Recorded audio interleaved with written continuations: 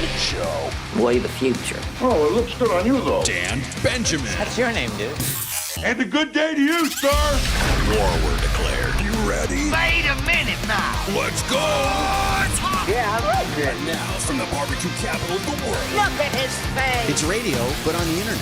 it's Dan Benjamin Live!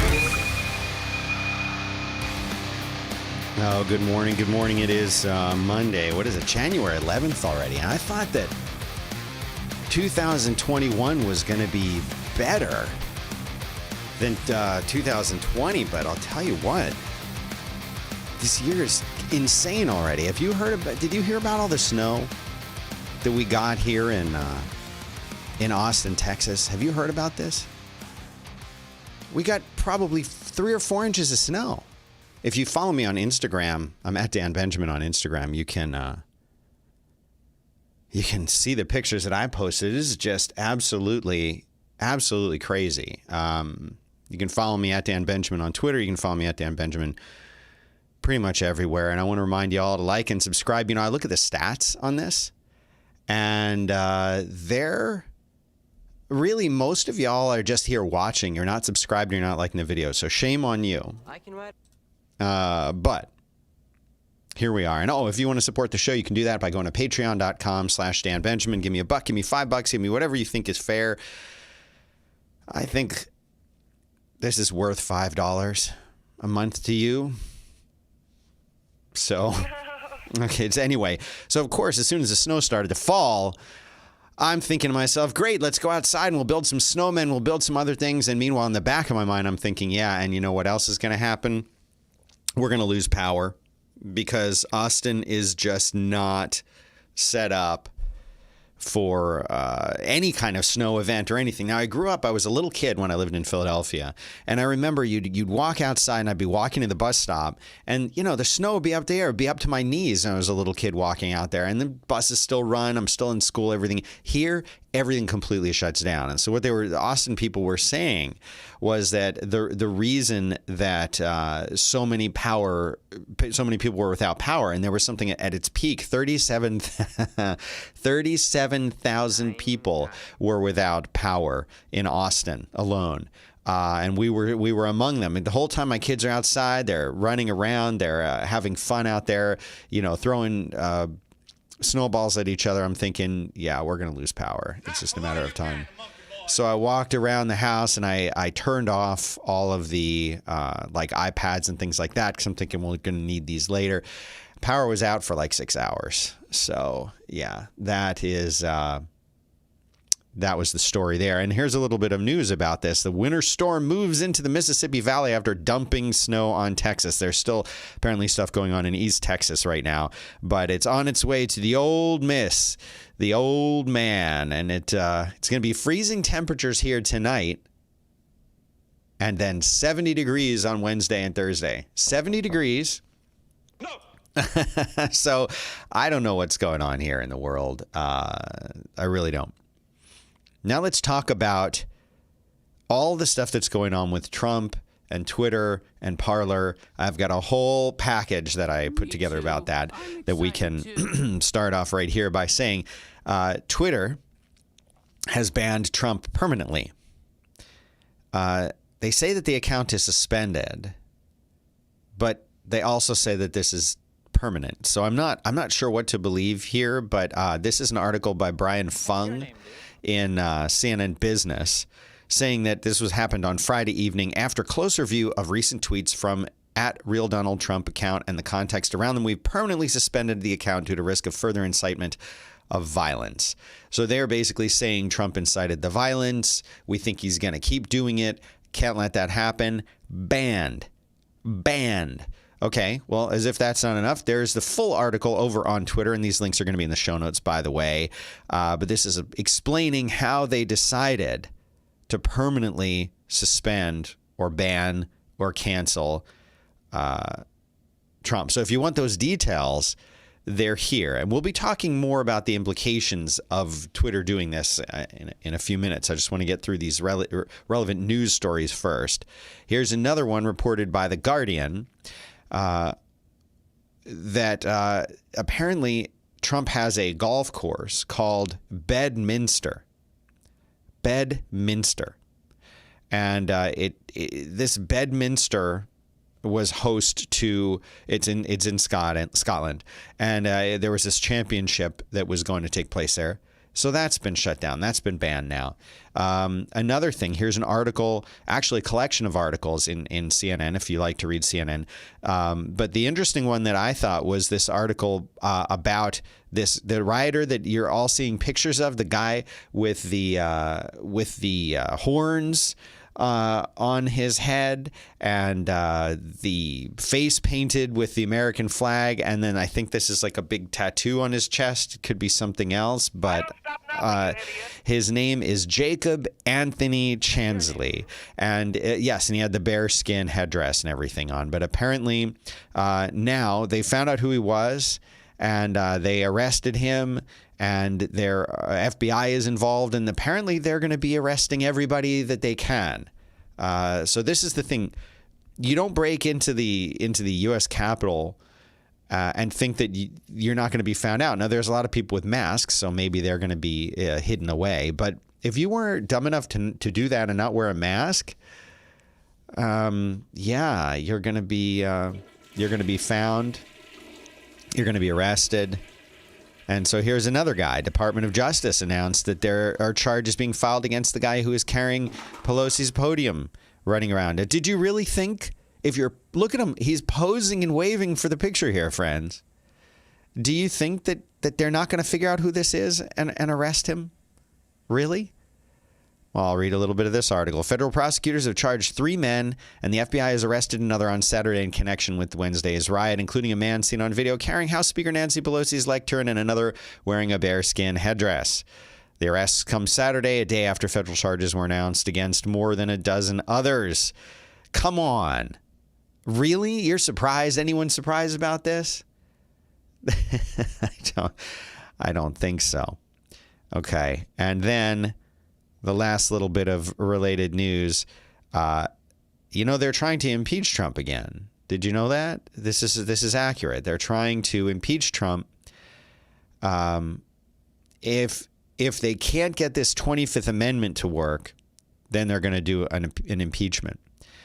So apparently today, House Speaker Nancy Pelosi is going to be presenting Vice President Mike Pence with the argument that he should invoke the 25th Amendment, which basically removes the sitting president from office.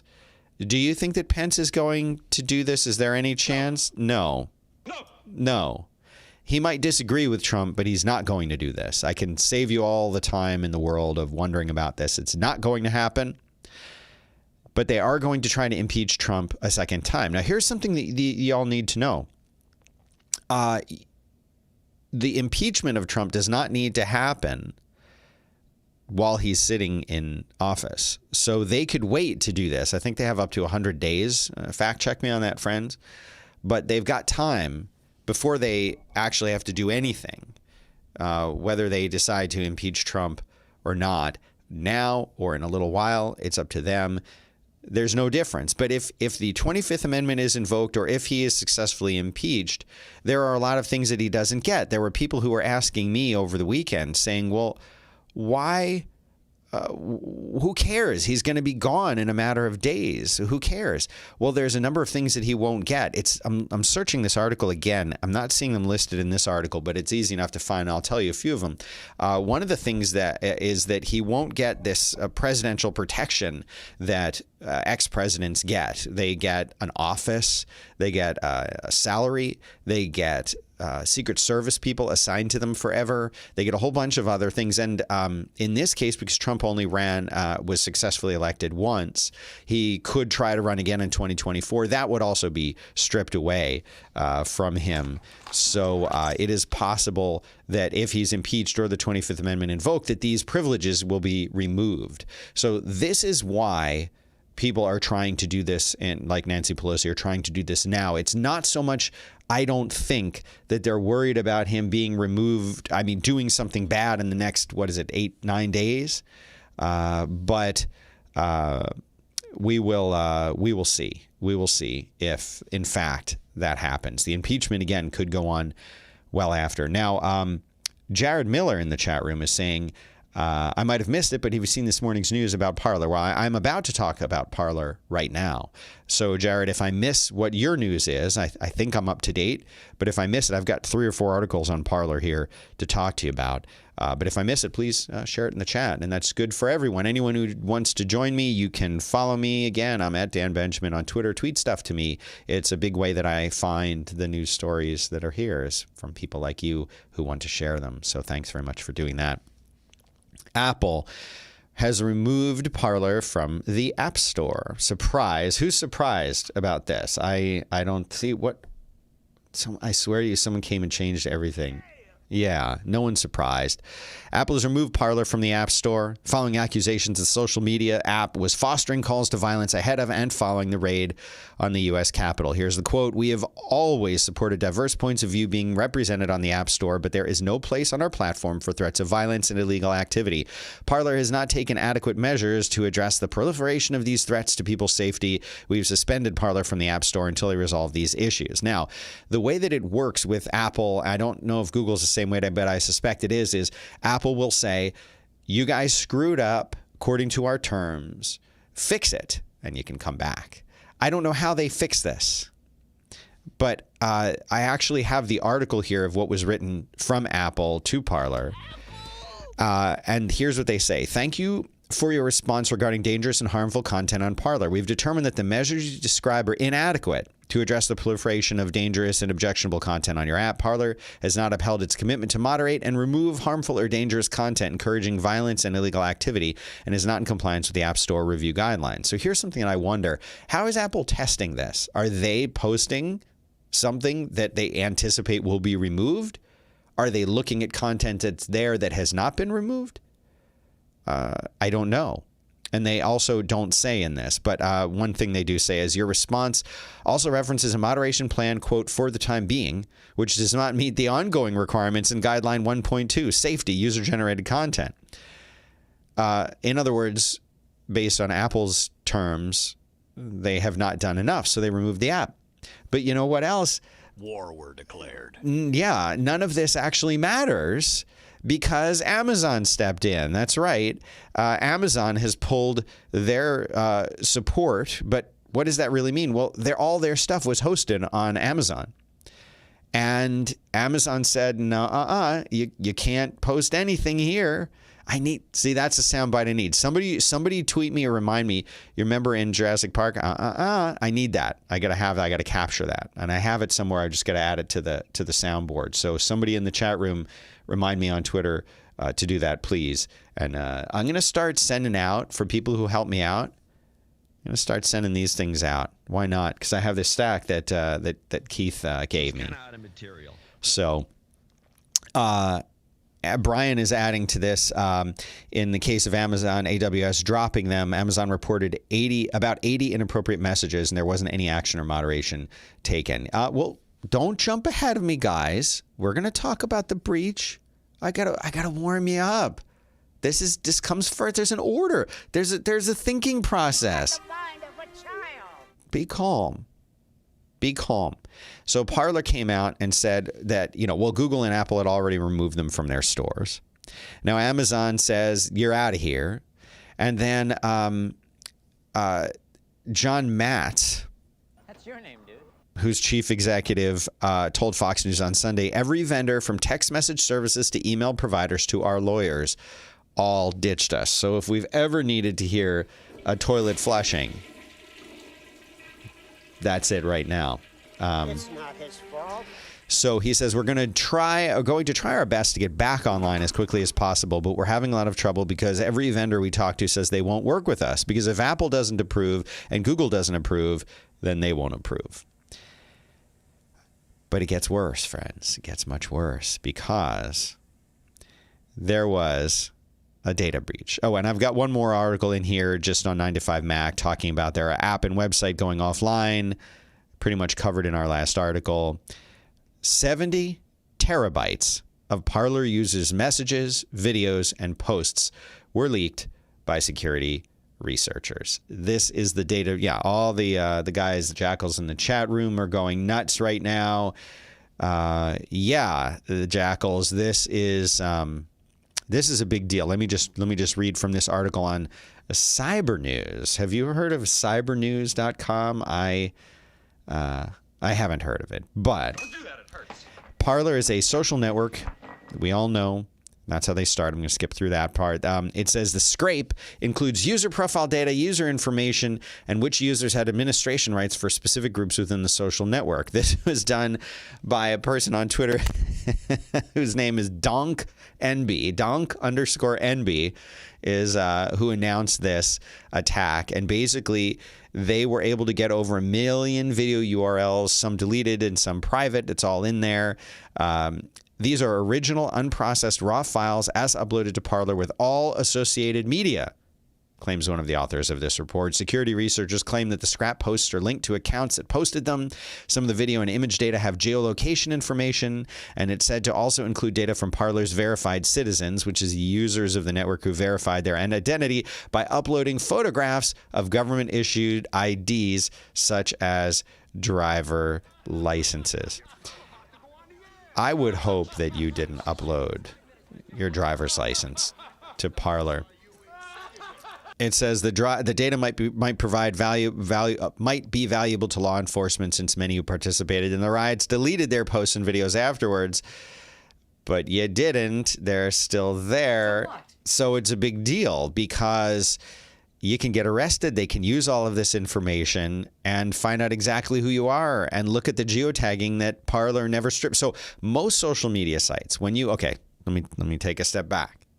Take a step back for you. When you take a picture with your phone, normally your phone saves a lot of information to this photo. It embeds it in the photo, right?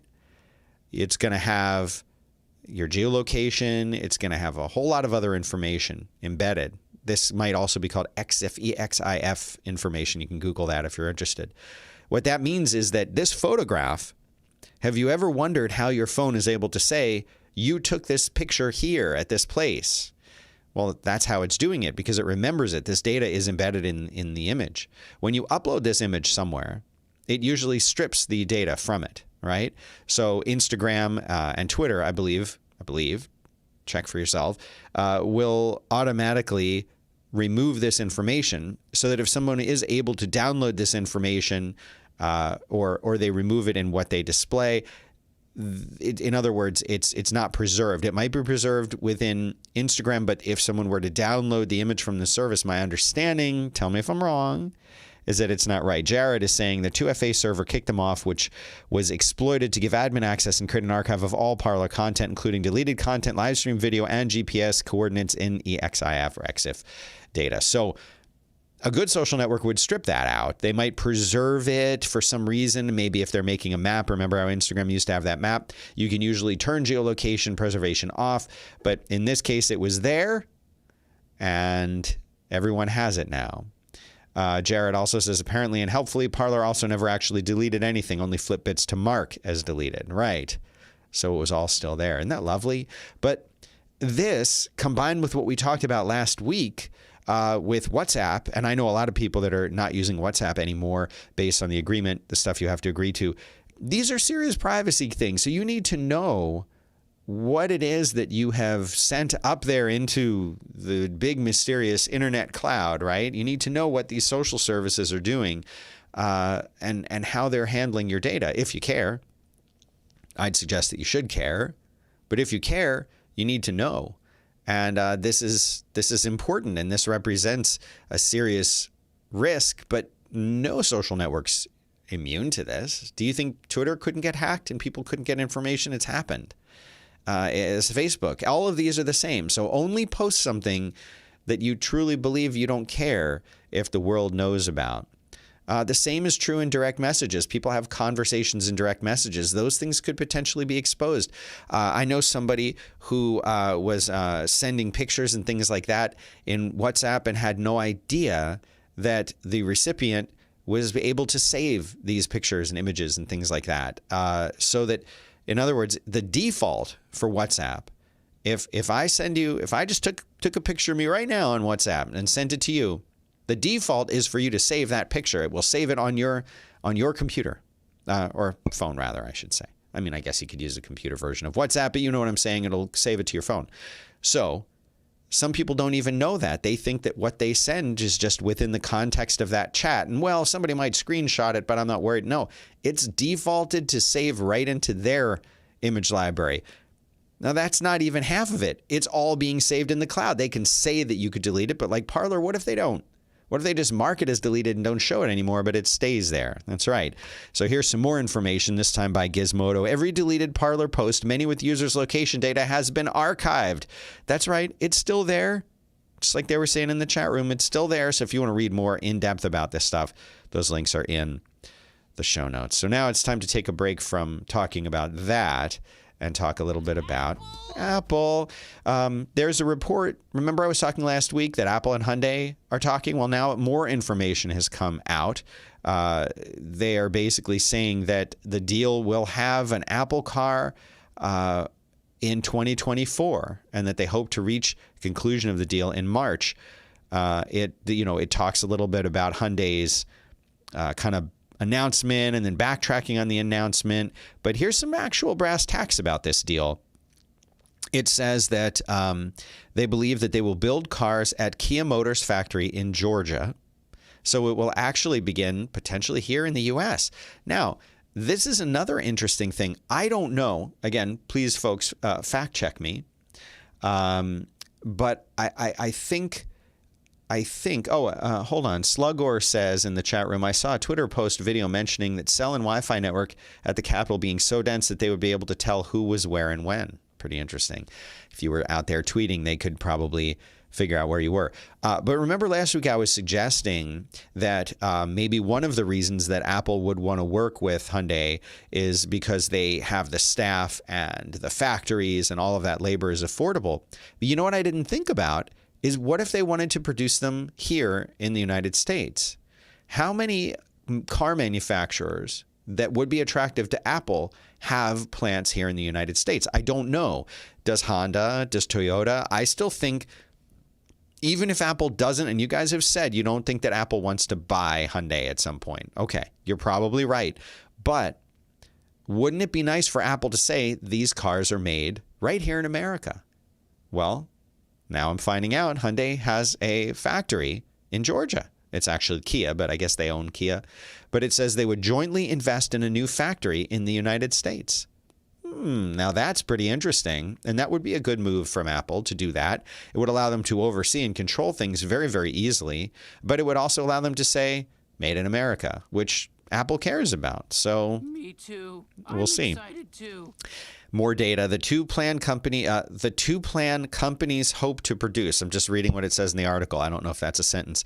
The companies, I'm thinking they were trying to say plan to produce or hope to produce 100,000 vehicles in 2024, eventually reaching annual capacity of 400,000. The report adds that a beta version of the Apple car could begin testing next year. So this is pretty interesting. Would you buy an Apple car? If you were thinking about buying an electronic vehicle anyway, would you wait and hold out for an Apple car? I don't know. It will definitely be interesting. You know, with the power out yesterday, I started to think about things like this. Would I buy an electric vehicle? What if I had just gotten home and needed to charge and the power was out? There's something nice about just being able to start your car. And in fact, I used my truck to charge a number of the other electric devices that I had. So I don't know. Now, a little bit of follow-up. A lot of people have been sending me this article on CNN, which I already covered a little bit, but apparently there's some new information. It was updated yesterday on Sunday. This is the article talking about how the U.S. intelligence agencies now have 180 days to share what they know about UFOs because of this COVID-19 relief and spending bill. They put this in as part of the bill. They somehow got it in, but you know, it wasn't clear to me really what the update was. I love it when sites will say updated and then they'll have a little bit of the information, but they don't have anything in here that I can tell is new. So I don't know why y'all are sending me this one so much, other than the fact that it was confirmed to Snopes that it's real. Why are you guys sending me this so many times? Well, I told you I would watch it, but I've seen it, so you don't have to keep sending it. This next article, I put this into the news because I didn't understand the article. Hey, man. It's listen to this title. I don't understand any of this. Let's listen to this title. Twitch's rotating PogChamp is a clever replacement for the banned emote. I don't know what any of this means. I know what Twitch is.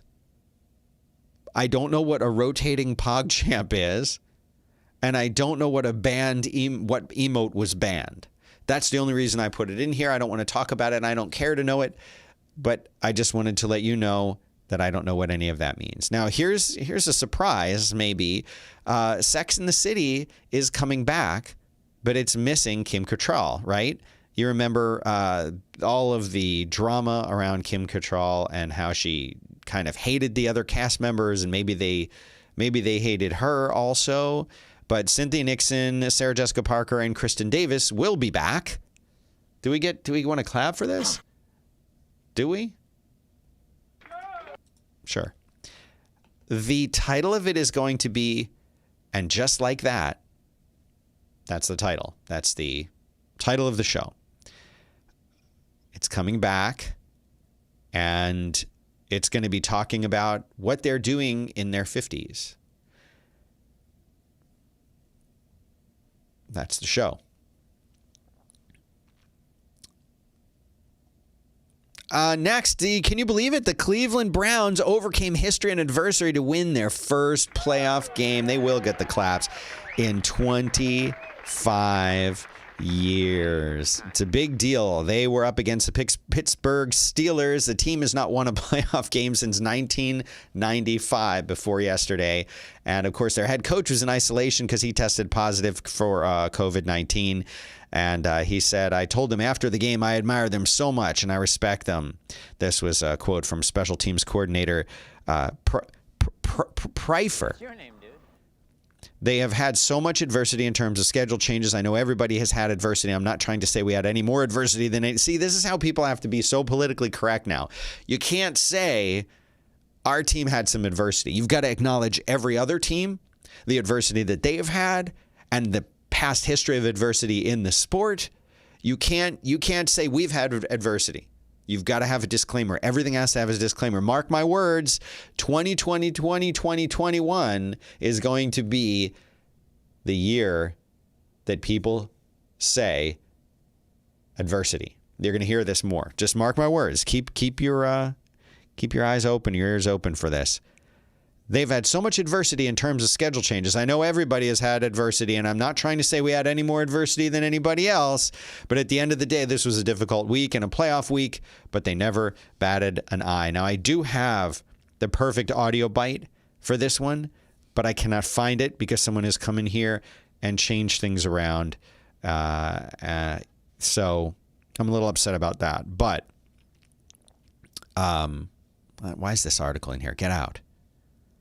Okay, here's another interesting concept. It's a little story I wanted to talk about. Video games have replaced music, this article in The Guardian says, has replaced music as the most important aspect of youth culture. This is an article by Sean Monahan. And I don't know why, but look at this. The person's name, the bio name, is like the same size font as the title, and italicized and in this sort of orange color. And the reason I mention this at all is because it's weird to me to see that. Usually the byline is smaller. Here it's almost bigger. My eye is drawn to Sean Monahan before I even see the title. I need to ask you this. Is Sean Monahan like a big deal? Is this a big deal? I don't know. Menopause in the city.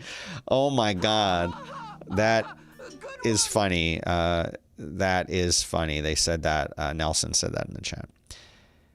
So basically what this does is this is an explanation, this article, saying that the way that we grew up, I guess millennials and before, and I think they're including millennials in this, but certainly Gen X, we grew up all focused on music, on talking about music. It was always about music. Everything was about music.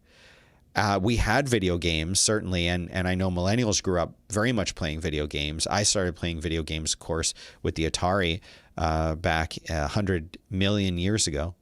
But they weren't as predominant as they are now. In fact, this article claiming that video games have triumphed as the most popular form of entertainment among young people.